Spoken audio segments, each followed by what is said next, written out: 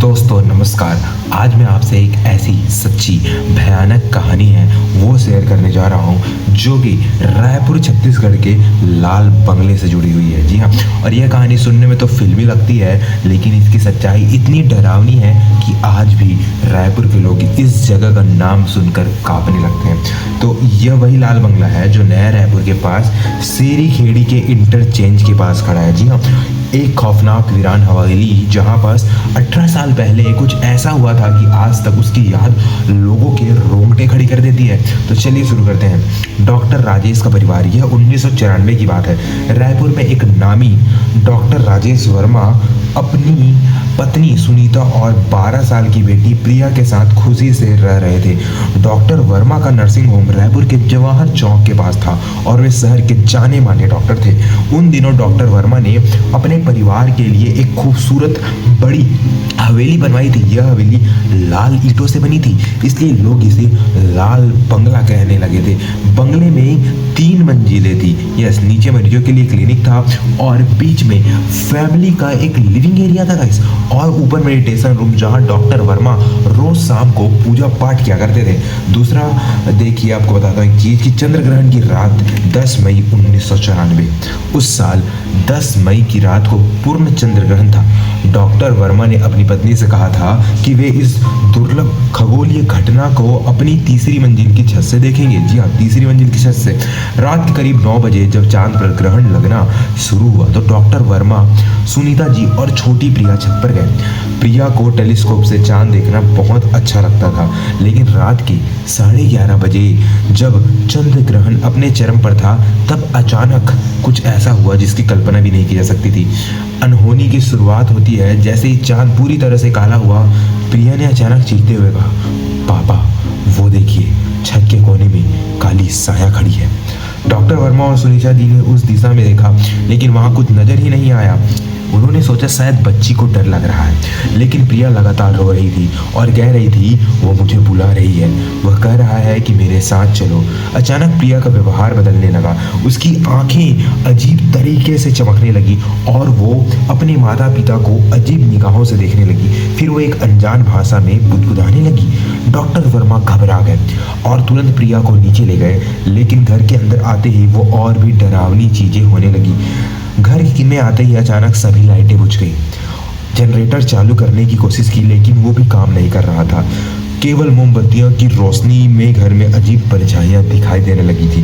प्रिया अब बिल्कुल चुप हो गई थी और एक कोने में अकड़कर बैठ गई थी। डॉक्टर वर्मा ने जब उसके पास गए तो देखा कि उसकी आंखें पूरी तरह से सफ़ेद हो गई है। रात के 2 बजे अचानक दीवारों से खुरचने की आवाज़ आने लगी।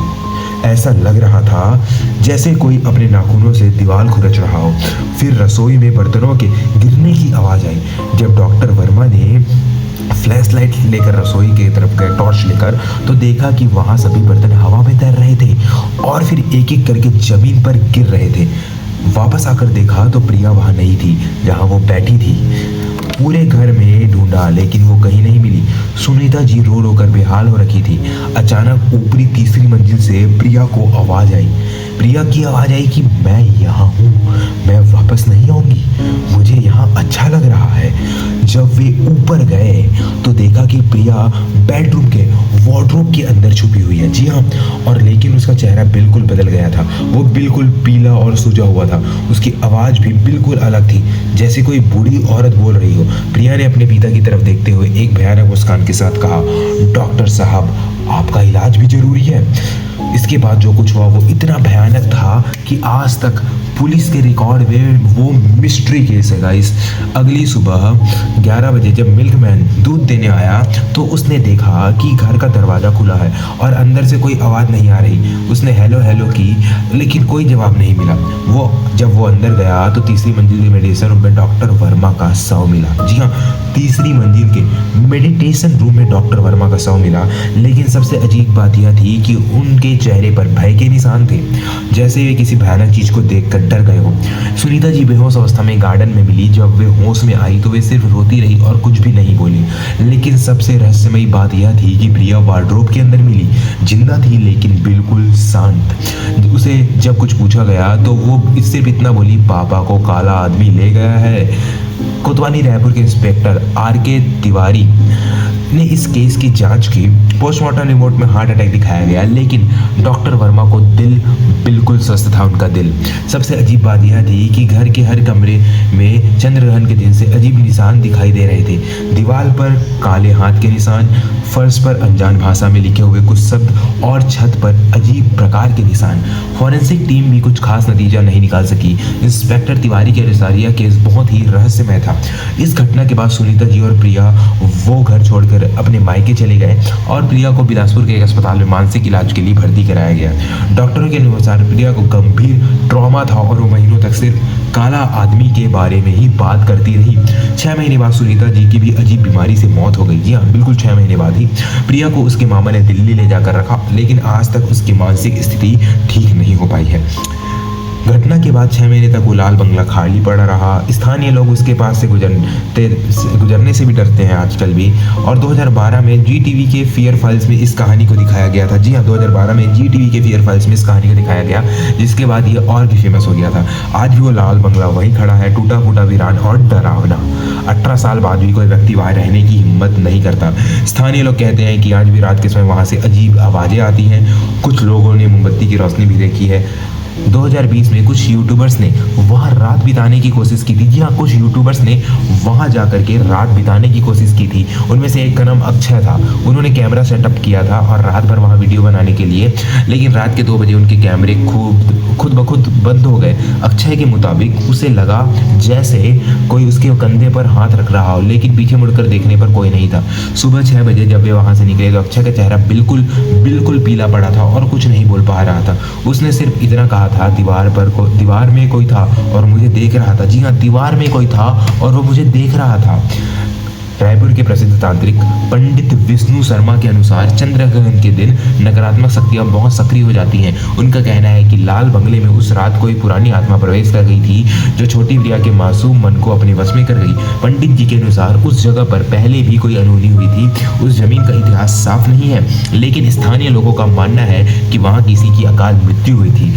मनोवैज्ञानिक डॉक्टर अनुपम मिश्रा रायपुर का मानना है कि यह सब मानसिक दबाव का परिणाम हो सकता है। उनके अनुसार चंद्रग्रहण जैसी घटनाएं कुछ संवेदनशील लोगों के मन पर गहरा प्रभाव डालती है। छोटे बच्चों का दिमाग इन चीज़ों से ज़्यादा प्रभावित होता है, लेकिन फिर भी घर में हुई अजीब घटनाओं जैसे बर्तनों का हवा में तैरना, लाइटों का अपने आप बूझना और दीवारों पर अजीब निशान, इन सभी की वैज्ञानिक व्याख्या संभव नहीं है। आज 2025 में वो लाल बंगला वहीं खड़ा है। रायपुर म्युनिसिपल कॉरपोरेशन ने कई बार उसे तुड़वाने की कोशिश की, लेकिन कोई कॉन्ट्रैक्टर वहां काम करने को तैयार ही नहीं होता है। स्थानीय अखबारों में कई बार छपा है कि वहां से गुजरने वाले लोगों को अजीब अनुभव होते हैं। कुछ डिलीवरी बॉयज का कहना है कि वहां से गुजरते समय उनकी बाइक अपने आप रुक जाती है। गूगल मैप्स पर भी आज तक उस जगह को हाउंटेड हाउस के नाम से मार्क किया गया है। इस घटना के रायपुर के लोगों पर गहरा प्रभाव पड़ा। आज भी पुराने लोग अपने बच्चों को समझाते हैं कि चंद्रग्रहण के दिन घर से बाहर नहीं निकलना चाहिए। शहरी खेड़ी एरिया में प्रॉपर्टी की कीमतें आज भी कम है, क्योंकि कोई भी उस इलाके में घर बनाना नहीं चाहता। रायपुर के कई स्कूलों में बच्चों को डरावनी कहानी के तौर पर लाल बंगले की कहानी सुनाई जाती है। प्रिया आज 37 साल की हो चुकी है। वो दिल्ली में अपने मामा के साथ रहती है। स्थानीय सूत्रों के अनुसार आज भी वो पूरी तरह से ठीक नहीं है। उसे आज भी बार बार डरावने सपने आते हैं और वो काला आदमी के बारे में बात करती है। डॉक्टरों का कहना है कि चाइल्डहुड ट्रॉमा का इलाज बहुत मुश्किल होता है। कुछ महीने पहले 2024 में प्रिया ने एक मनोचिकित्सक से कहा था, वो अब भी मुझे बुलाता है, मैं उसकी आवाज़ सुन सकती हूँ। दोस्तों, यह कहानी सुनाने का मकसद आपको डराना नहीं बल्कि सचेत करना है। अगर कभी आप रायपुर जाएँ तो लाल बंगले के पास जाने से बचें। स्थानीय लोगों की सलाह है कि चंद्रग्रहण सूर्यग्रहण के दिन रात में घर से बाहर ना निकलें। खासकर छोटे बच्चों को इन चीज़ों का खास ध्यान रखना चाहिए। यह कहानी सिर्फ एक कहानी नहीं है, यह एक सच्ची घटना है जो आज भी रायपुर के लोगों की यादों में डर बनकर बसी है। तो दोस्तों, यह थी रायपुर के लाल बंगले की सच्ची और दहला देने वाली कहानी। इस कहानी के हर एक किरदार और हर घटना वास्तविक है। अगर आपको यह कहानी रोमांचक लगी हो तो लाइक करना ना भूलें और कमेंट में बताएं कि आपका इस कहानी के बारे में क्या ख्याल है। अगली बार मैं लेकर आऊँगा छत्तीसगढ़ के एक और रहस्यमय स्थान की कहानी। तब तक के लिए सुरक्षित रहिए और अंधेरे में अकेले मत घूमिए। याद रखिए, कुछ चीज़ें वाकई में असली होती हैं। वीडियो को यहीं समाप्त करते हुए चैनल को सब्सक्राइब करना ना भूलें और घंटी का बटन भी दबा दीजिए।